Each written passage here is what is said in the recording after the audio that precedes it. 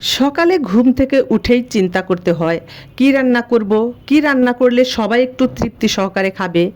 আমার মতো আরও কোনো আপুর এরকম হয় কি না। মেয়েদের তো আর কাজের শেষ নেই, সকাল 5টা থেকে রাত 12টা পর্যন্ত।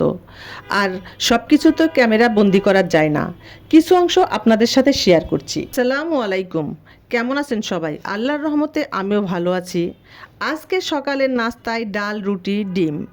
এই ভিডিওটা শুক্রবারে সবসময় আমি খিচুড়ি রান্না করে থাকি, কারণ খিচুড়ি আপনাদের ভাইয়া অনেক পছন্দ করে। আমার তেমন একটা পছন্দ না, শুধু সবজি খিচুড়িটা একটু পছন্দ করি। আজ শুক্রবার ডাল রুটি করছি, কারণ আমার বাচ্চাটা একটু অসুস্থ, ওর ঠান্ডা জ্বর হয়েছে।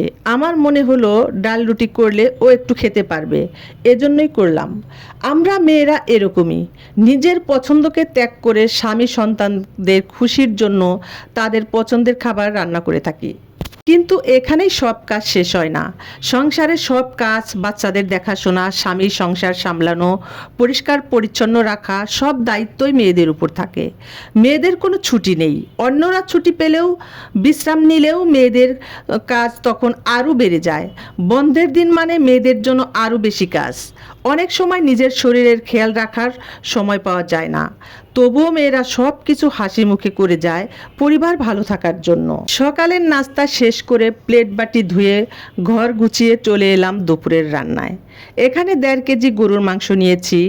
সব মশলা দিয়ে হলুদ, মরিচ, ধনিয়া, জিরার গুঁড়া, আদা রসুনের পেস্ট এবং গোটা মশলা দিয়ে মাখিয়ে নিচ্ছি। আমি চামচ দিয়ে মাখাচ্ছি। হাতে মেখে নিলে আমার মনে হয় টেস্ট ভালো আসে, কিন্তু আমার হাতে একটু প্রবলেমের কারণে হাতে মাখাচ্ছি না। ভাবছি গ্লাভস ইউজ করব, কিন্তু আমার গ্লাভস পরে রান্না করা একটুও পছন্দ না। তারপরেও সমস্যার কারণে করার চেষ্টা করব। মাংস কষাতে কষাতে এদিকে আমি মাংস গুছিয়ে নিচ্ছি। শুক্রবার আসলেই আমি সারা সপ্তাহের কাজ গুছিয়ে নেই, কারণ বাচ্চার স্কুলে আনা নেওয়া করতে হয় 3-4 বার করে, পাশাপাশি বাসার কাজকর্ম করতে দিন চলে যায়। এক্সট্রা কাজ করার সুযোগ তেমন হয় না। তাই আপনাদের ভাইয়া কিছু বাজার করে নিয়ে আসছে, তাই রান্নার পাশাপাশি গুছিয়ে নিচ্ছি। আমি তাড়াতাড়ি করছি, কারণ আমার বাবাটা একটু অসুস্থ। আবার কিছু ফল ফ্রুটও নিয়ে আসছে। আর এখানে নাকি এগুলো দেশি পেয়ারা এনেছে, খেতে গিয়ে মনে হচ্ছে দাঁত ভেঙে যাবে। আবার চলে এলাম রান্নায়। মাংস ভালো করে কষিয়ে প্রেসার কুকারে দিয়ে 4টা সিটি দিলেই মাংস রান্না কমপ্লিট হয়ে যাবে।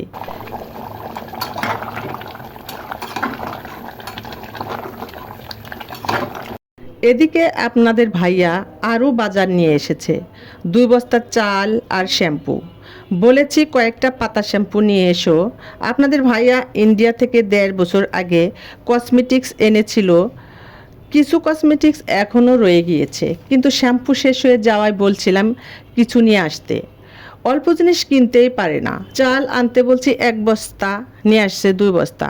শ্যাম্পু আমি কয়েকটা আনতে বলেছি, পরে আমি বোতল কিনে নিব। তা দেখেন কতগুলো নিয়ে আসছে।